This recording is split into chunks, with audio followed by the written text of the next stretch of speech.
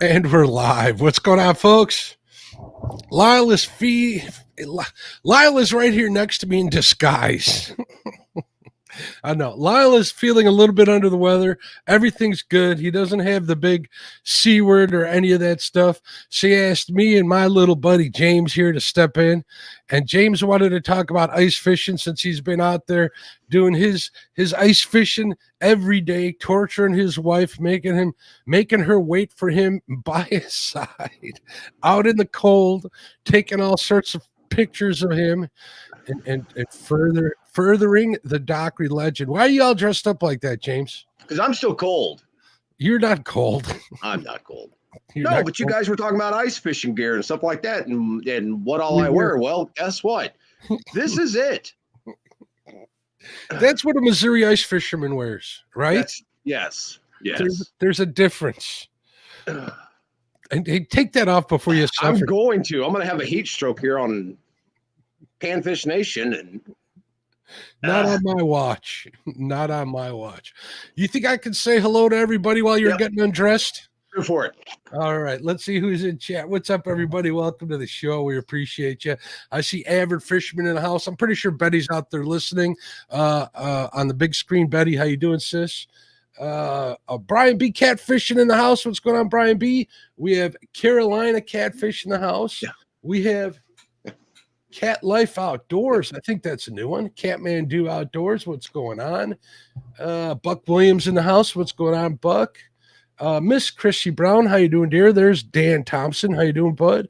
Eddie Gross in the house. We got Fishing Freedom. What's up, Richard? We got Fishing with Squirrel. James Alba. We got Joe Buck 66. I see John Patrick Jr. What's up, John Patrick? How you doing? Joy Stewart, Mad Cat or Catfishing. What's up, Richard? I look forward to seeing you in a couple months, bud. Matthew Schott, Mike Irvin. There's Mo Creek Fishing. You know, Mo didn't know that his buddies Josh and Jerry were on the show prior to this. Yeah, but it's Mo. He doesn't know pretty much what day of the week it is. Have you been sending him pictures? I would never do that to him. No, Ever. okay. Never. Papa Ed in the house. There's Parker Pursuit. Pontoon Jody's in the house. She's got the show right after this. Check her channel out. Ray Smith, Real and Virtual Outdoors. What's going on, Troy? Real Gals Fish. That's the better half of Fishing Freedom, Richard. That's Stephanie. Her name isn't Richard. Her name is Stephanie. Robert Andrews in the house. Scott Pace. I think that's a new one. If not, forgive me. Scott Swift. Sean Ebony. What's up, Sean? The real Shino. Forgive me. There's Van V3 Custom KY. What's going on, Van? And there's Matt. Want to be outdoors. He was on Docktails yesterday with Jody and LG Bass. A very cool show. I caught most of it. Some stuff happened around here that I take care of. Let me see if I missed anybody. I think I said hello to Buck Williams. Chrissy Creole Catfishing. Congratulations on 1K, buddy. Good job, my friend. Let's see. Dennis Graham, Crappie Time. There's a new one. What's up, Dennis? How you doing? Fat Boy Eric Fishing in the house. Fishing with Squirrel. There's Freddie. How you doing, Freddie? Jeremy Colvin Fishing. What's up, Jeremy? Make sure you check out Jeremy's channel. YouTube gave him the shaft. Pardon my French.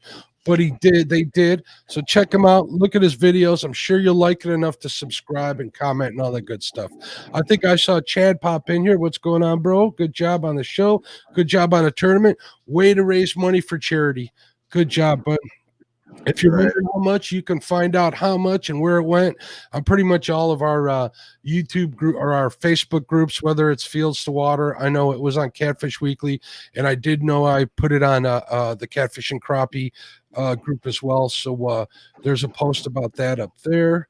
There's Northeast Missouri Angling, another Missouri angler.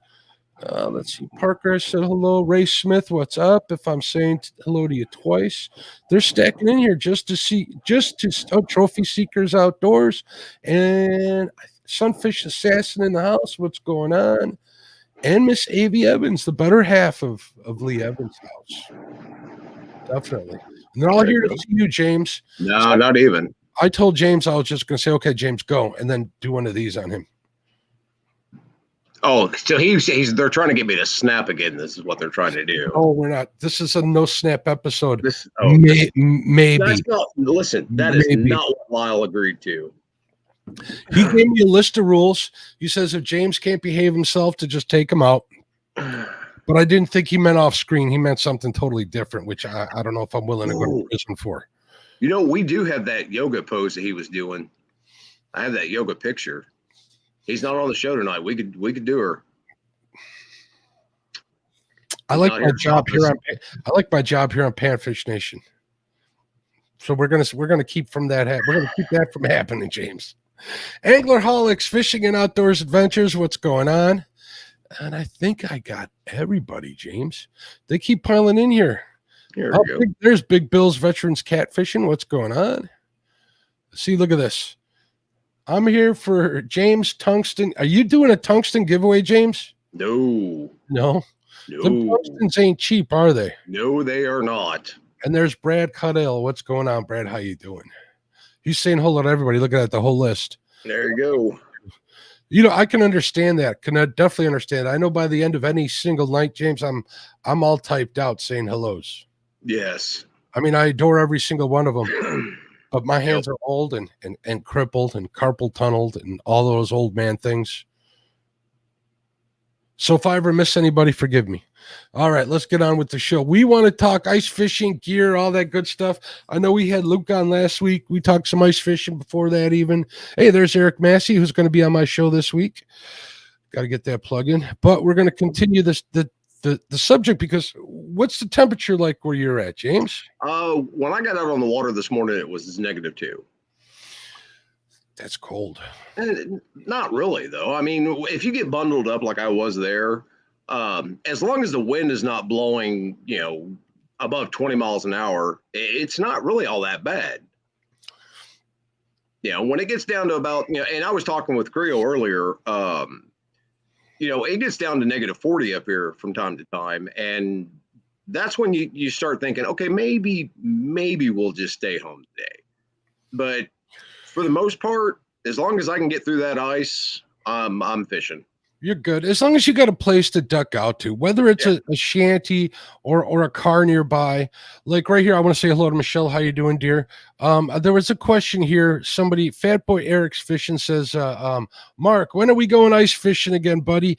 I believe Eric is talking about the live stream I did on my channel. If I know you, Eric, and I'm forgetting who you are because I don't recognize the username, but I've seen you before. It's going to be like 0 degrees tomorrow morning. The closest place I got is literally like a half-mile walk, and in 0 degrees, I'm not hauling all my gear out solo. If I got someone coming with me, I couldn't find anybody to go with me tomorrow, solo, and have to set all that stuff up. I need a flip over, by the way. Little side note there.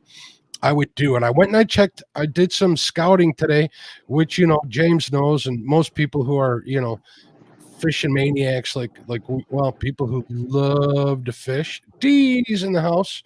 Maybe. We normally do.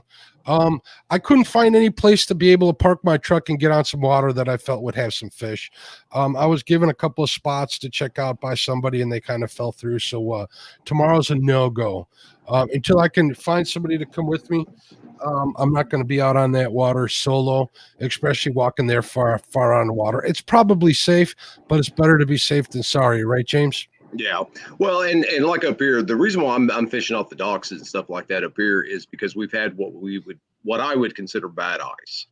Yeah, it's gotten below freezing several days, but then you get these warm spells where it warms back up to 40, 45, 50 degrees, and that ice just kind of starts to get mushy and melt back off, and then it starts to freeze again, and then it does it. It melts, freezes, melts, and it's just if you're unsure of the ice, stay off of it. It's that honeycombing that'll get you every time. It'll be bad, and then late in the season we were talking about edge ice and stuff, and you just don't know what's under you. Even with a spud bar, man, you'll go through that honeycomb ice thinking it's safe, and then you'll take that step and your boot will go through or whatever. Yep. And you like so many people have told us, you know, be safe when you're out on the ice because there's no such thing as safe ice. Always keep your head on a swivel. You know, Right. keep your feet on firm ice, so to speak. So it's possible, it's fun, it's a good time, but it is a different sport. It's not like you can get out there with your boat and get rained on and leave. You get out there and you fall through and you get wet. You could be in some real danger. So Yeah, and you really don't want to park that far away from where you're going to be fishing, in case something like that happens and you pull yourself out of the ice. You don't want to have to walk back a mile or half a mile to a mile to get back to your vehicle. Matt's not asking for my favorite colors. I think he's asking for your favorite color. My favorite color. So I can add mine. Mine are the pink and orange. I have the better luck on the pink and the orange tungsten ice fishing jigs, guys. This time of year, I have good luck on the Acme hammered gold. Silver will work in a pinch, but for some reason up here where I'm at, gold is the magic number. Whether you got a waxy on there, or you got like a red tadpole looking type bait that looks kind of like a wedgie with a little ball on the end, or even a wedgie on it, those seem to be good. That's what's imitating the forage that's coming out of these muddy bottoms and stuff where I fish. Yeah, that works really good. Also, Wonder Bread is a hell of a color at night, because especially if you get the glow ones, they work real well. And see, that's something I haven't used. I haven't used any of the glow ones yet. Yeah, you don't basically get out at night though either. Yeah. You know, if you were fishing really deep for like walleye or something, you might want to do that during the day. Yeah, but other than that, I don't see a need for it. Yeah. I don't charge them up during the day if I'm out. Other than that, they work pretty good. We've done a lot of night ice fishing out here because a lot of the guys that I fish with, you know, they work during the day. So during the week, they want to run out when they can get away from whether it's their wives, or at that time, most of them had girlfriends. Now they're all married and they don't fish as much as before, which is why I got no one to go with me tomorrow. Come on, guys, man up a little bit, but they'll get the hint after a while. Did I say that in front of all the ladies? Sorry about that, ladies. Didn't mean it that way. Send the email, care of Mark. Lyle Stokes at Panfish Nation. There we go. All complaints. But anyways, yeah, the glow ones work good at night. And you got to remember, those little plastic glow baits, they don't hold a glow for as long as you wish they would. No, you know? They don't. But if you would take actually, what works even better is a camera flash, but for some reason, them flashes give out in the cold. So you use those LED ultraviolet lights, and they don't put enough glow on them. So let's see what Murillo says. What's going on, Michael? I think the wind is worse when you stand over 6 feet tall. Just an opinion. The wind's bad at no matter what. No matter what. Yeah. Pretty much. Creole says, I couldn't survive at those temps. We are tropical people. I think Creole's saying he's an island boy. Yeah, I think so too. That's kind of what I'm reading on that. But yeah, he was telling me that they called off his school because it was going to be 17 degrees tomorrow. So his kid couldn't go to school, and they shut everything down. And it was just like, we just had almost a foot of snow and negative, 10 degrees. And they're like, yeah, we're not calling off school. The real Shino says, Mark James, will you cover bullheads? But would they fall under the catfish category or panfish category? Very underrated fish, very delicious. Brown and black taste the best. Yellows are great. I imagine that's what he's saying. We could. You ever catch any bullheads through the ice, James? From time to time I do. We've got a small place down here. When we get like a true hard freeze, and when I say hard freeze, I'm talking about sub, freezing temperatures for about 2 weeks. There's where an old riverbed used to be, and I can go down there and drill a hole through the ice and catch them. But I tend not to, just for the simple fact of I usually save those for right around springtime when everything's starting to thaw out, and the flathead are starting to move back up. So, I have one spot here. It's a local pond that they kind of closed off to us fishing, but that's another story. That up until last year, I would use Euro tackle baits for them. Actually, their version of a lipless crank, and I'd just rip them off the bottom. I'd load the bottom treble hook up with wax worms, and I'd get at least one or two really, really big bullhead. The first time I ever caught one at that spot, because this happens to be a local pond that people stock with fish they shouldn't stock with, James.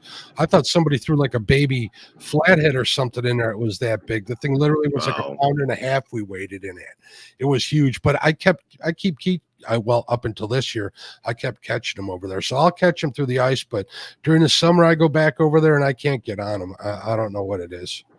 I think it's because they're out way out there. I can't get a line to them. So, well, for the most part, and somebody had asked, what kind of plastic I'm using. I'm not using any plastic. All I'm using is the tungsten jig and a wax worm. And you can don't get me wrong, you can get crappie and bluegill and stuff like that to hit off of plastics this time of year, but you're not going to have as much luck. Yeah. Because they're a little bit bigger. And right now I find that most of your crappie and bluegill and bass and stuff like that, they're wanting something small. They're not wanting the larger, if you're talking, and we're talking less than an inch. So I think it's that's definitely the truth in most cases. I was out fishing with our friend Violet. Violet, yep. Right? I was fishing with Violet at a private lake that her tournament partner lives on. Right? It's not really a private lake, but there's no public access. It's not like they own the lake or anything. Right. They just built houses around, and the only public access that was to this lake is like in disarray, and the township doesn't know what to do with it, but that's another whole story. And I was using the little tungstens and wax worms for for 2 hours, James. Nothing. I'm marking fish, but I changed to one of those red longer wedgies on the back of that jig, and boom, I was killing them after that. Yeah. So I think waxies are definitely a good place to start.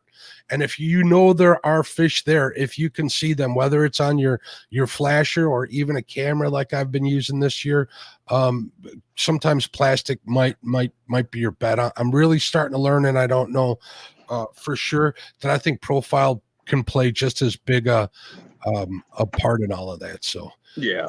James says, I've been through the ice. I can tell you it's scary when something happens. I came real close to dying. Nobody likes hearing that. I'm glad you're still with us, James. Guys, this is what I'm using. Just that little small hook with that, little bit of a tungsten or, lead or something like that. That's all I'm using to catch all the fish this time of year. Now those flat ones, they're like, I don't think they're called mini spoons, but they're like mini spoons. They flutter a little more. And they do sail down in the water a little slower than a tungsten. Tungsten is a heavy material.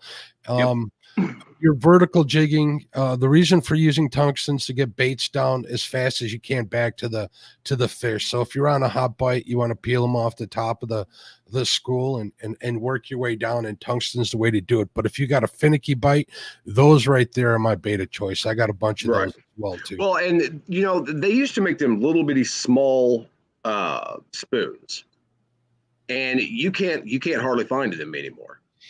Not around here anyway. And you look online and everybody is sold out right now. Yep. And that's the worst part about it is this time of year, people really don't have anything to do anymore. Because of the lockdown and all this other stuff going on, there's been a lot more people that have bought gear.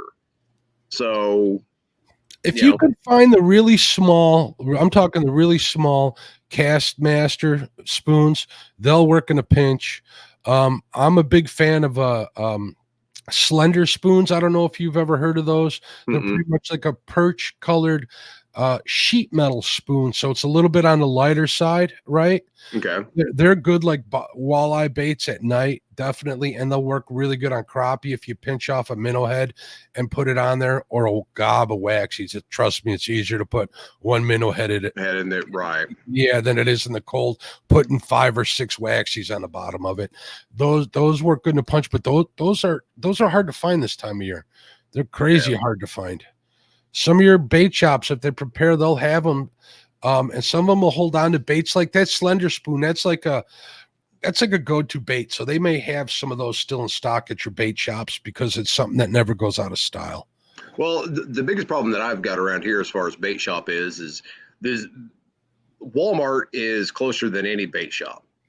We do have one bait shop that's I'm gonna say it's probably 40, maybe 45 miles from here, one in Millard. And other than that, you're driving all the way over to Mark Twain or down to Columbia.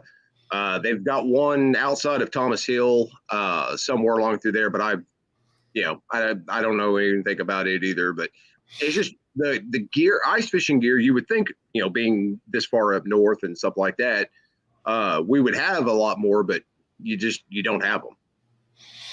It's not too many people get out there and do it. Like the couple of spots that I scouted today, and since it probably because there was no public access, it was a huge area, James. I didn't see a hole poked in that whole area, so I guess demand may not be there. But then I just posted a TikTok today where it looked like a scene out of Grumpy Old Men, where there was 40 ice fishermen all on this one little channel as I'm driving by. It all depends on where. I know those guys probably get all their stuff from one bait shop that I'm familiar with over Dave's Bait and Taxidermy. He's a good dude. He's got a podcast too. He's also a pro bass fisher, but he takes good care of me. I'm thinking all those guys found that place because of him. He'll send them over there. Let's see what else is going on in the chat. But if you call a bait shop that you're friendly with and you got a question about what they have or what they don't have, they'll tell you, especially if you're in a situation like James and you got that long a drive. Save the fuel. Right. Yep. Yeah, so and don't get me wrong, I am not afraid to drive. I mean, me and Katie will drive 3 or 4 hours away just to fish. So that's not that big of an ordeal. Could we see some of the plastics you use, James, on your tungstens? Mark, mine are in my truck. I don't with this. Sorry, we're not better prepared. Yeah. I can take some pictures for you when I get out there tomorrow, Matt, and I know how to get them to you, bud, if you're wondering. But anything, or I'll just send you some pictures from offline. Go to the Euro Tackle site, and they got a lot of good stuff there. Most of their stuff, the smaller microplastics, are ice fishing related. Also, you can go to Frostbite online. They got a lot of ice fishing related stuff there too. Microplastics, anything on a clam site will work. Look for colors that, I like red for plastics. I like white. I like glow, stuff like that. Yellow's a good color. I've never had any luck with some of the blues that I've seen. Anything that has a lot of action without moving your rod is the way to go. It's just like fishing brush piles. Hey, there's SK. Speak of the man himself. Just like fishing brush piles, it's a finesse game.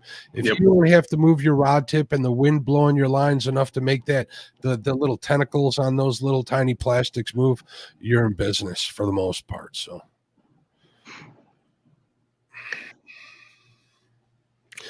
The Real Shana says, I didn't ice fish. I used to have a dock on a lake, and I would kick the ice off as it was breakable enough, fish off the dock with worms, get some panfish, and used to use the flesh to catch bullheads. That'll work. That will work. Yep. My secret go-to bullhead method is go catch some real tiny 1-inch, maybe 2-inch green sunfish out of the same pond, cut them up in a cut bait, and that's how I get the big bullheads out of there with pretty much separating them from the little ones. That's usually one of my summer techniques. What's going on? Hello again, Betty. How you doing, sis? Hey, Betty. Let's see. Everybody's saying hello to Betty.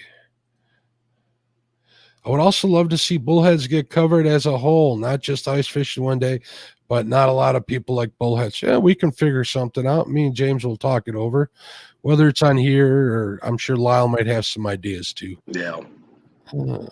Let's go through some chat. So any other gear that's like imperative to you as far as actually chasing the fish? Now, the reason I was thinking we should talk about gear while SK is in here. SK was talking about a certain rod manufacturer that I use, right? Okay. And he didn't say anything bad about him, but he sure didn't say anything good about him. And I won't repeat the name or anything, but it's surprising how things like that are important to important to the angler, and I'm always looking for something better. Now, as far as fishing for let's say just real quick crappie, like SK does, he does a lot of vertical jigging with the 10 and longer foot rods off the front of his boat. I want to learn what the best gear is for that application. And being new to vertical jigging, I didn't know that there's better out there. So I appreciate him for bringing that to my attention. And I wanted to cover that as far as, Panfish went. And Lyle had mentioned you wanted to talk a little bit about ice fishing since you've been doing it all week. So that's how we came to this topic, if people were wondering. So, yeah. No, for the most part, I mean, I've got an ice fishing rod right here. I mean, and you're talking simple basics, with the little spring bobber on it and stuff like that. But you can get into the higher dollar stuff where, I mean, that's just it. I mean, it's high dollar gear, and you get what you pay for. You really and truly do. Now, there are some companies and stuff like that that I will never buy from. It's kind of like what SK was talking about, just for the simple fact of, the customer service and stuff like that is junk. If you have an issue with the rod, and you may buy a brand new rod, take it out once or twice, and it is truly defective. You don't know until you use it. And if they're not willing to, to cover it, so I don't know. What are your thoughts on Flu brand name custom homemade jigs? I think they don't hold up well. If you're talking about regular hand tie jigs, I get mine from a couple of people. I get mine from Kim Burnett. I get mine from Eric Massey, or I tie myself, or they're gifted to me by my good friend Lyle. I've never had a problem with any of those jigs, so I don't have any experience with hand ties. Now, as far as homemade plastic's gonna go. I don't care if they're the little ice fishing ones or the open water crappie jigs. They're made to be used. They're made to be pliable. If they're not flexible, you got little to no action on them, they're not going to work as well. Now, Steve over at Limits Tackle makes a hell of a bait that, that's his whole motto is it'll last you. One bait will last you a whole limit of fish, and I believe it. And I don't know what his formula is, but he is able to get that movement on him and still get the durability out of him. So I think I covered all the bases there. What do you think, James? Yeah, I think you did. Okay. I think I caught in the corner of my eye on my second screen. On my second screen, SK was asking where Lyle is. Lyle's feeling a little under the weather. He doesn't have the C word or anything like that. I think he's just having a case of the sniffles, and he's got he's just taking it easy. He's been a little tired, so we definitely got our thoughts with him today.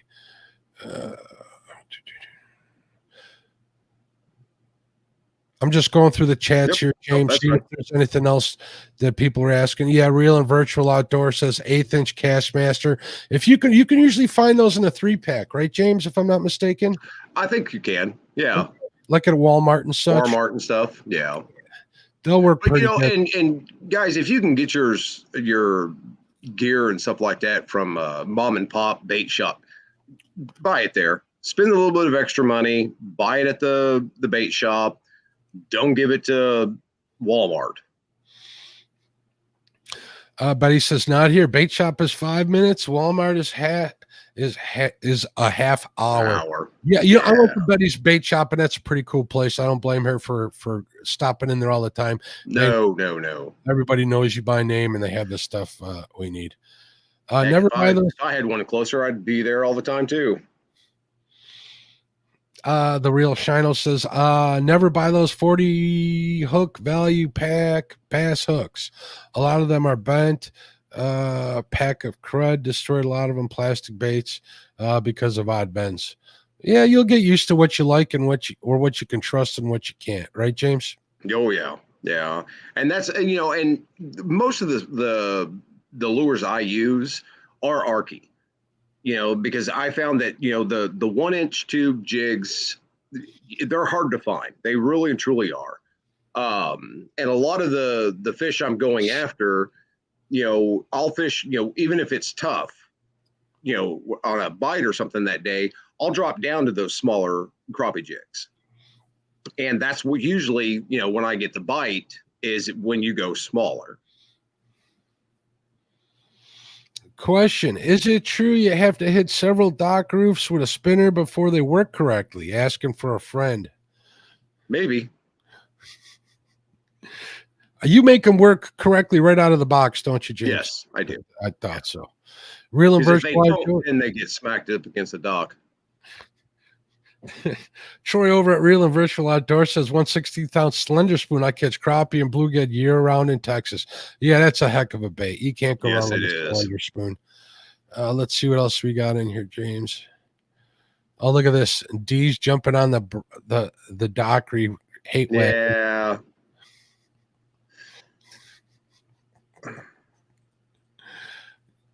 Oh my Dockery, what did you do to people?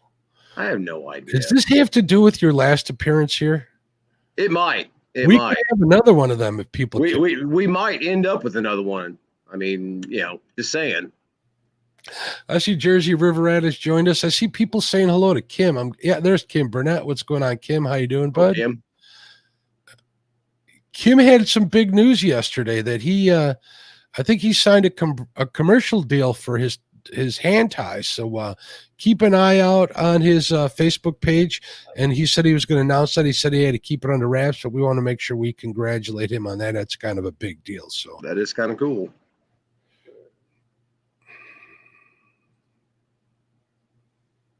Got people saying hello.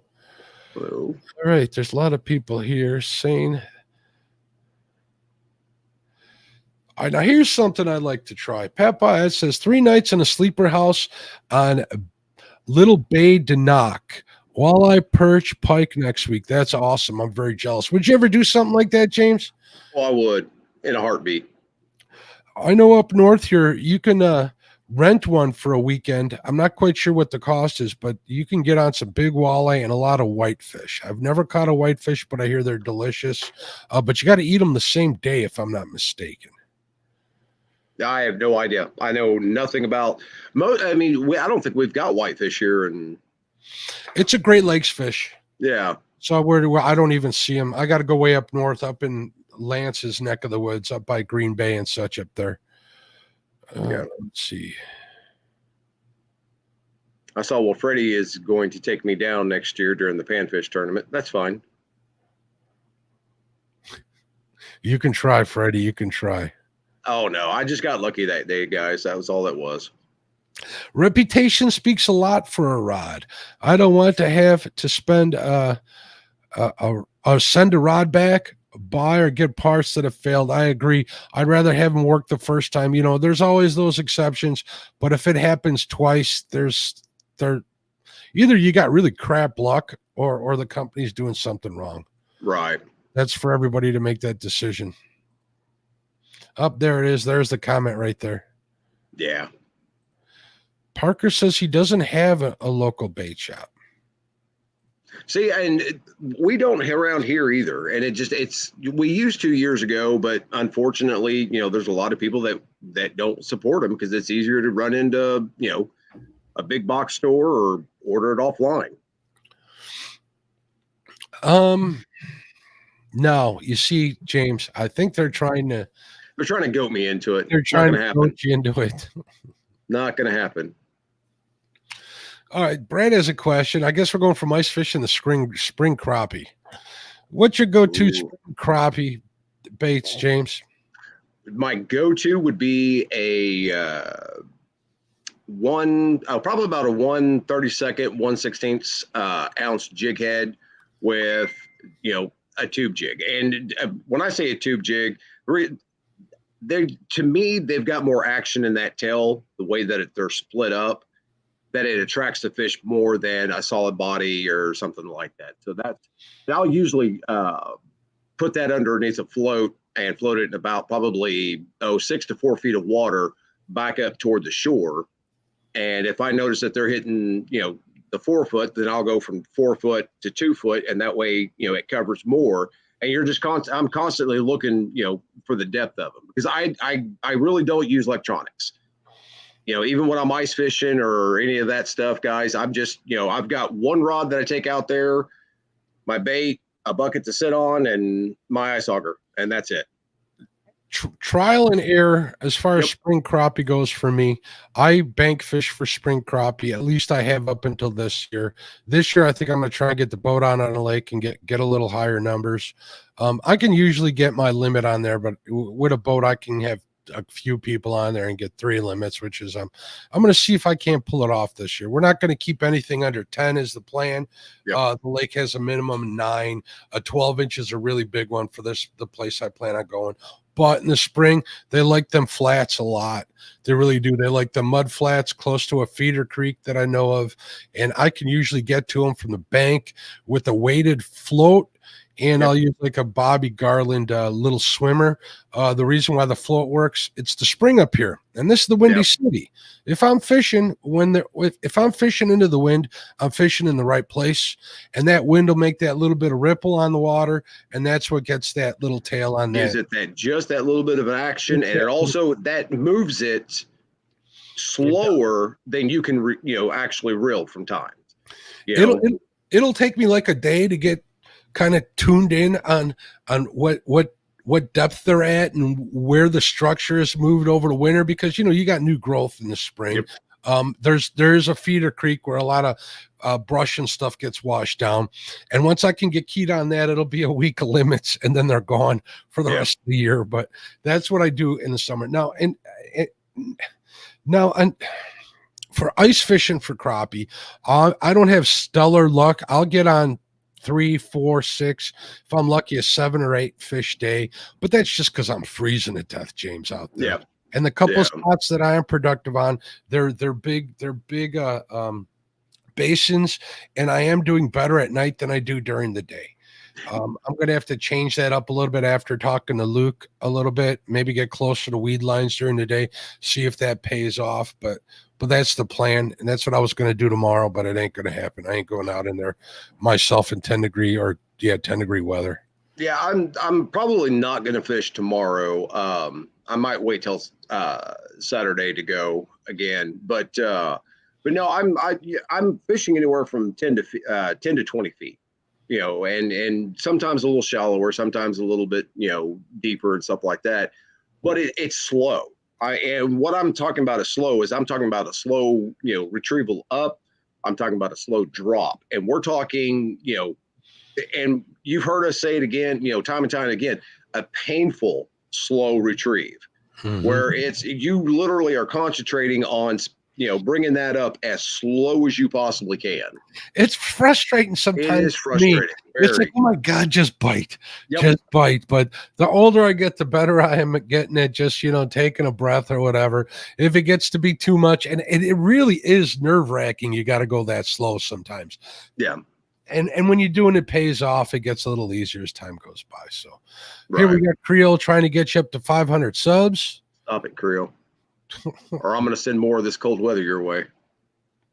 Be funny watching you build a house in 10 degrees. There we go. Lance says whitefish is a target fish this year for sure. Let us know how that tastes if you get on it. Paul Frick in the house. What's going on, Paul? People are being angry at each other in there, telling each other to be hush, but not in such a nice terminology. You'll have it from time to time. James is complaining about a rod company. We won't put that up there, but we can feel your pain. We understand. Yeah. And we've got some stuff in the works, guys, that we're trying to figure out the best way to do it, and with gear and stuff like that. So you guys make sure you stick around. There's going to be some big things happening this year. I'm looking forward to it. Yep. Again, the Real Shino says, waiting for the ice to come to Southwest Michigan so I can get some burbot, walleye, and northerns. There you go. There's some big walleyes out in that country. My buddy Dom from Fishing with Dom. You remember him? Yeah, I remember Dom. Yeah, he does pretty good on a walleye out that ways. Frank over at Twisted Fishing TV says, if you're in Northeast Indiana, Bieber's Shot and Sinker is stocked with ice gear. Very cool. Do you guys get a lot of ice out there, Frank? Let me know. I know they get a lot of lake effect snow. Something that you guys could do that would help, a little bit of everybody is if your local bait shop ships, to customers' homes and stuff like that, make sure to go over to Panfish Nation and put their website, if they have a website, put their website up there and to let us know where we can go to buy some of our gear and stuff. I don't mind ordering, from different states and stuff like that. And I'm sure there's a lot of other people that, would love some of the gear too. So, and it would help everybody out. Yeah, we got people asking if cusk is the same as burbot. I know the only names I know for burbot is eel pout and burbot. Burbot, yeah. Those are the two I know. Doesn't mean the other ones are it. So Google says cusk. I thought cusk might have been saltwater. I'm not sure. I don't listen to me. I don't know enough about it. Paul Frick says, Mark, do you mark brush and structure in the boat and fish the same spots on ice? Yes, I do. I definitely do that. I have Garmin fish finder, and I mark all my brush piles on there. And then I use Active Captain, which is the phone app, and I mark it onto my phone.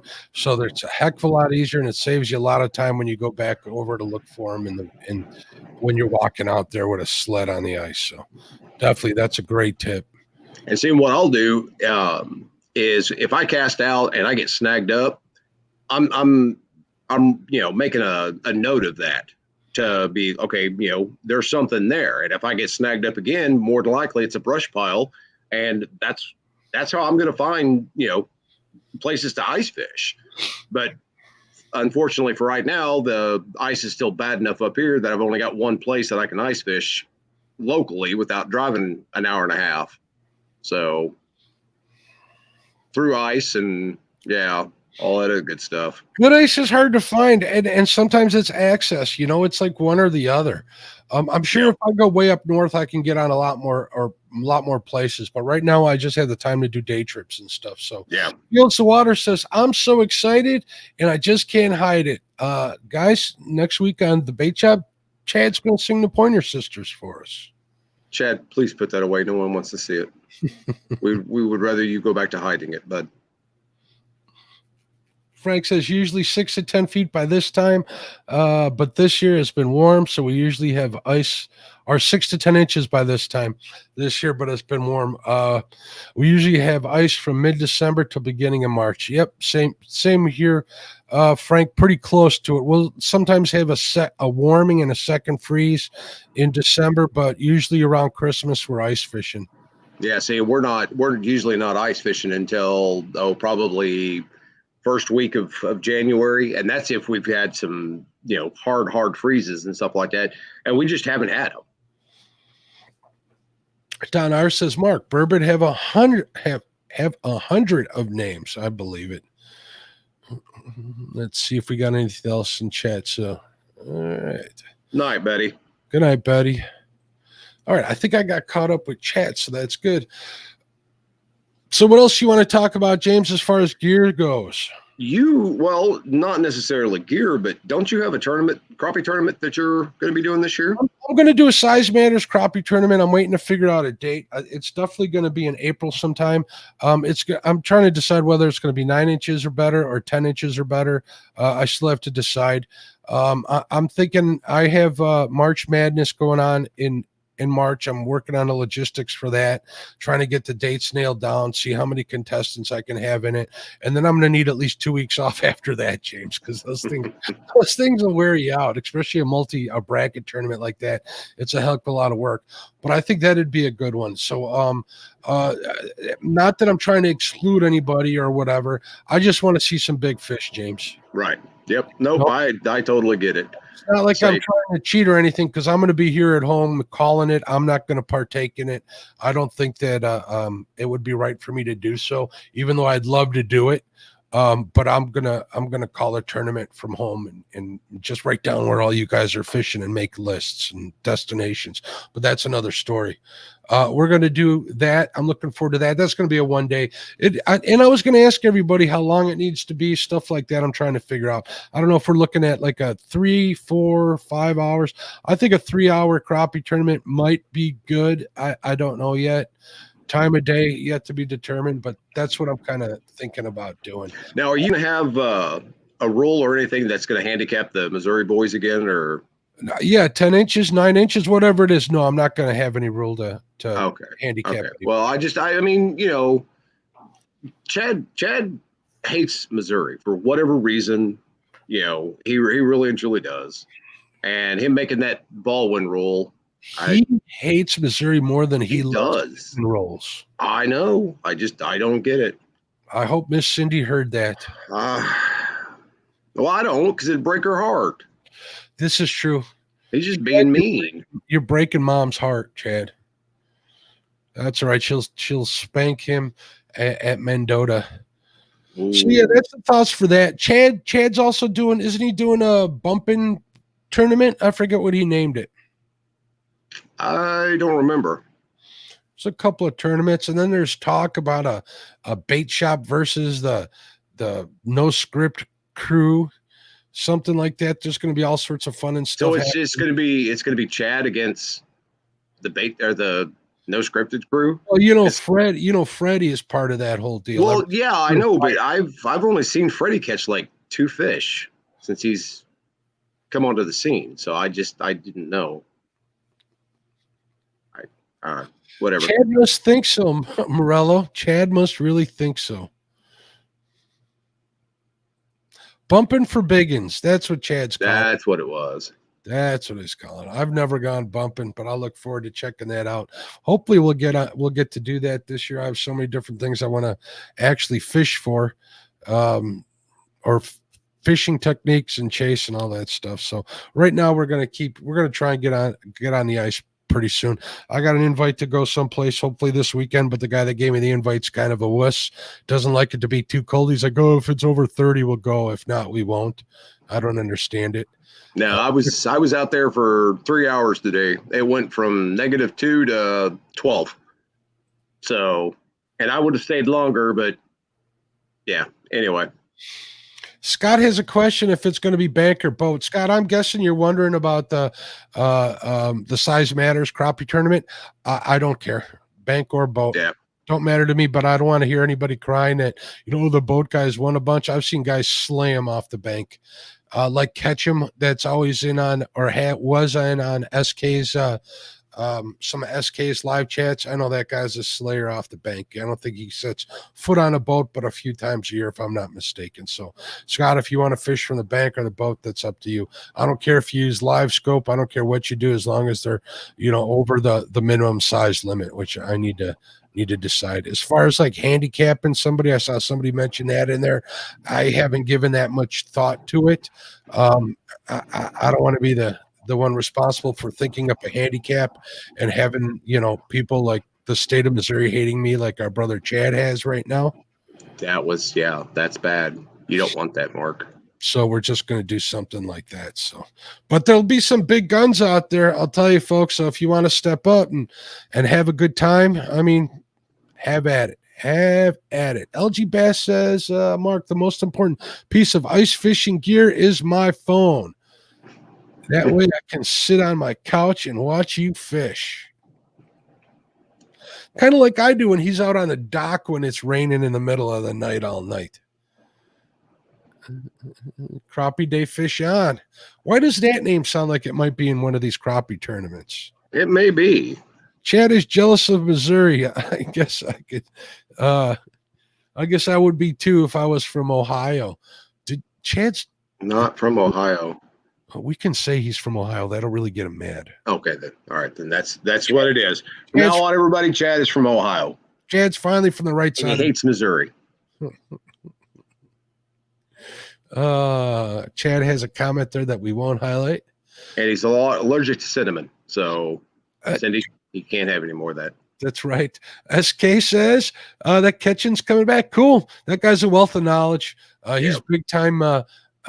If I remember correctly, it's been a while since he's on. He's a big finesse fisherman. So, yep. Air run. Someone did say crappie. I'm going to have a crappie tournament on mine.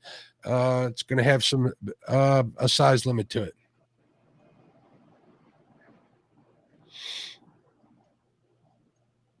I don't understand that, Morello, or else I'd highlight it. What's going on, Jesse, in the house? Chad says he's taking his tackle box and going home.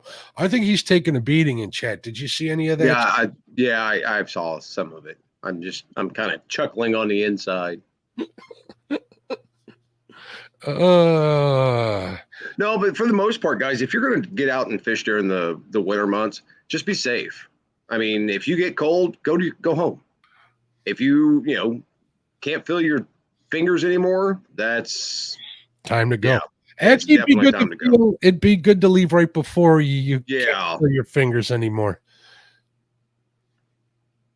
Yeah, because that stuff hurts.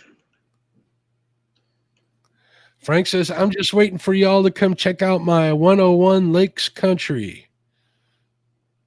I don't know what that means, Frank. If there's an invite, that's a great invite. I appreciate it. Only thing, man, driving through that city, Frank, is a nightmare. But I might do it to fish, though. Ain't gonna lie. He'll know what I'm talking about. See, I'm thinking about going down to Mark Twain here next couple of weeks and see if I can't get on something down through there. I'd like to get out to Truman. I think we should do a trip to Truman, James. I know that Lyle would want to do it. I know Kim said he'd fish with us. I'm sure we could get a couple other of the Missouri boys out there and do a go after some big Missouri crappie. Yeah. I might have to do that this spring when ice is out. I might have to head to, because I'm guessing now, this could be my guess, is that spring crappie happens a lot sooner down there and at Rend Lake where Josh is at than it does up here. Usually about the first part of April is when the crappie really start stacking up. I mean, up through here. And we're not talking small dink crappie. We're talking the breeders. That we're talking, big females and big males and all this other stuff. So yeah, right around the first part of April, I can start getting on some big crappie, and that's when my blood pressure starts to rise, and Katie gets annoyed at me because it's constant. Hey, let's go. It's like buck fever, ain't it? You get all nervous thinking about it. Yeah, because I'm thinking if you guys are at the beginning of April, ours is like at the end of April up here. Yeah. So I'm thinking I can make both spring seasons down there and up here.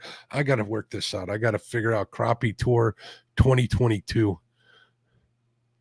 Frank says he has 101 natural lakes plus several rivers. Well, all you got to say is rivers. I'm a river guy. That's right. I love my rivers. I know, James, you're a big lake fisherman, right? Or would you rather fish the river? I would much rather fish a river than I would a lake. But it's hard to get crappie on those rivers. It's a little bit harder to get them. But I mean, if you know where to go, then you can get on them. And the good thing about fishing on a river like that, you might hook into, a mess of crappie.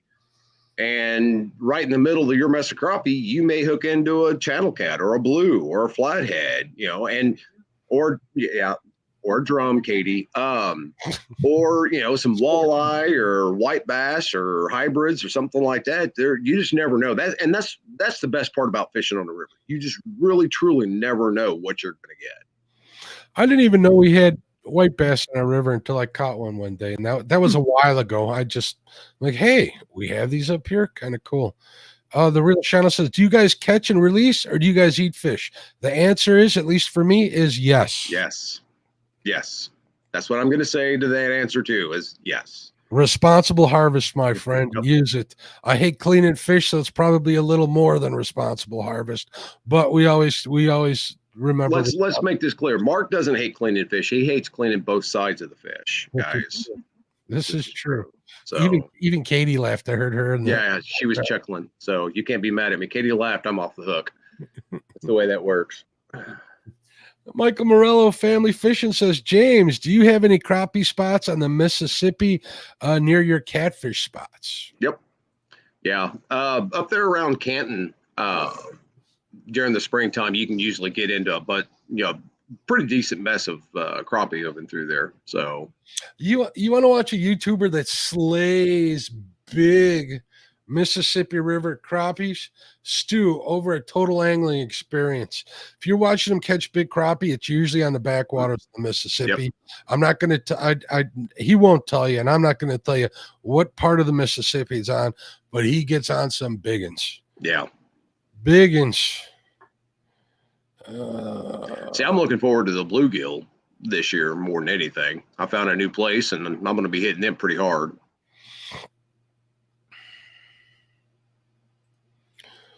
Here's Indiana doesn't let you use shad to fish. It's legal to use shad except for a handful of rivers.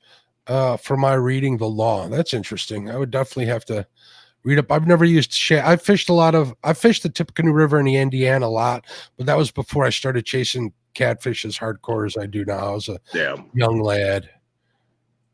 And here's Frank clearing that up. He says, you can use shad in Indiana as long as it isn't live bait. Cut is fine. Only a few places allow live shad. Good to know. Always rules and regulations, whether it's creel size or the baits you can use. Definitely how many lines you can have. There we go. Frank says we got some decent crappie runs in our streams and rivers. Cool. So are you getting back out in the morning? You said it was going to be awfully cold. No, I think I'm going to take tomorrow off. I'm going to go through my gear and change some lines over and stuff like that, and probably hit it back up again Saturday. Have you been keeping count of how many fish you got this year? Yeah, I have. Are you going to keep that to yourself? That was a cute. Yes, I am. Okay. Yeah, no, that's I'm keeping that to myself. He doesn't want me to have a number to shoot. No. There's a couple of people that I've been, keeping track, and if you read the messages and stuff like that, you'll know exactly how many fish I've got this year. But I'm getting up there. I'm going to put Lyle in charge of keeping track of your fish. Once Lyle gets to feeling better, we're going to have him go through all your posts and add that up. Either that, or I'll just have to PayPal Katie $10. Yeah, let's not do that now, guys. Come on, let's play fair here. Joyce says, look at this. Joyce says crappie limit is 25 per day on Lake Fork. We got this. Now, Lake Fork is a place I definitely like to fish. See, now we've got a couple places up here where the crappie limit is only 15. And then we've got other places where it's 30. And we got some places there are no limits. Like up on the chain, there's no limit. Where I was fishing for Chad's Slab Master tournament, no limit up there, which might be why I was having such a hard time. That, and probably because I wasn't fishing in the right place since they moved from my pre-fishing it 3 days before. So, but that'll happen. If he puts that tournament on again this year, and I may fish your tournament also, but I'm going to fish a different place. I don't want to fish the same spot twice during one of these tournaments. I just want him not to allow trout. Well, no, that's fine. I could have spent that extra 2 hours catching nothing but crappie, Mark. Dockery gets half the time. And Dockery gets half. That's fine. You guys start making all these rules for us Missouri boys again. I know how it is. Papa says if you want big crappie, you got to go to the lake. I kind of agree with you there. I've got some decent crappie lakes up here. Yeah, sure. On the river here, I've seen a couple of big ones kind of come out, but I think they washed over the dam from the reservoir up above. Yeah, on their way down here. But usually they're on the small side. I got my suspicions as to why the crappie population on my river is kind of low at this point, but it's rebounding in the last 2 years.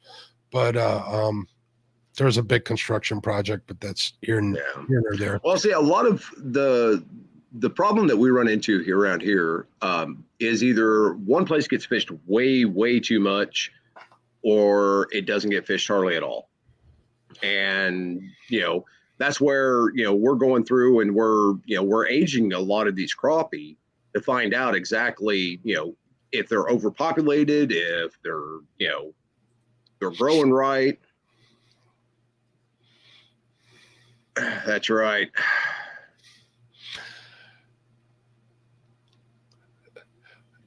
Chad says from fields to water, I could limit Dockery to trout only, and he'd still be a force to be reckoned with. Nah. I'm telling you guys, man, that was pure luck. I mean, Jeremy Colvin could have gotten on him. Josh could have gotten, I mean, Josh did get on him that day. And if those bluegill were worth, she'd have gotten that spot a lot sooner. So did Freddie. He got on him there towards the end too. The panfish. Could you imagine if that was a crappie bite he got onto that fast and furious?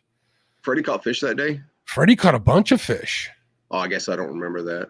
Yeah, I think he was up in the Freddie, forgive me if you're in here, but I think he was up in the 30s or something. Chad should know. He was up there, he was catching them.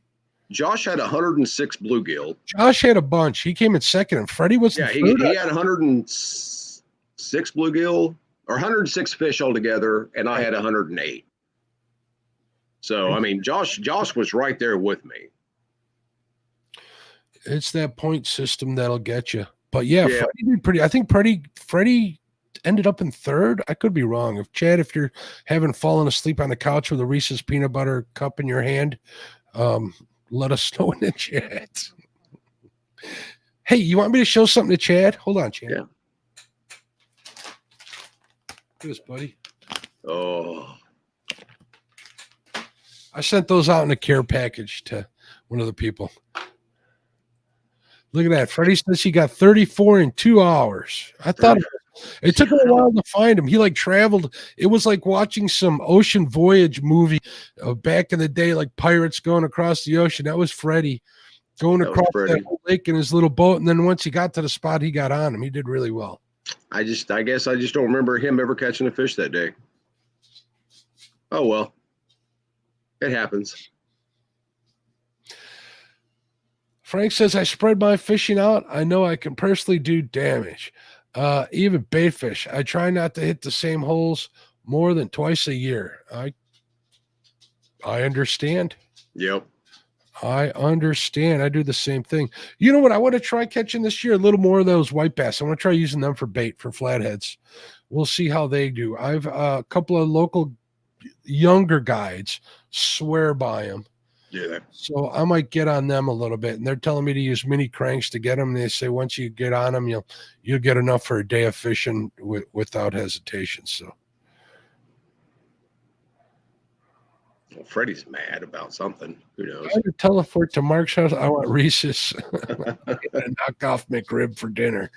Sometimes a knockoff McRib is better than the real thing. We are talking about McDonald's. So, James, you got anything else you want to add? This is your time right here, bud. That's about it. I promised Lyle I wouldn't rant. He's paying me good money not to. So this is true. Well, I want to thank everybody for tuning in and putting up with my malarkey and James's knowledge. We appreciate you. Definitely make sure you tune in to Catfish Weekly on Monday. You got Chad as the new co-host, and Lyle definitely as host extraordinaire. Got my show. I got Mr. Eric Massey from Eric Massey Jig Company on Monday night. So if you're here listening to Panfish Nation, I would definitely tune in Monday night after Catfish Weekly. Obviously, we got all the regular characters during the week. Who am I missing? We got Jody on after this. Go check her show out. We got the bait shop on Thursdays, and we got Panfish Nation again every Thursday night. So thank you everybody for tuning in. Have a wonderful week. Keep warm. If you get on the ice, be safe. Be safe, guys.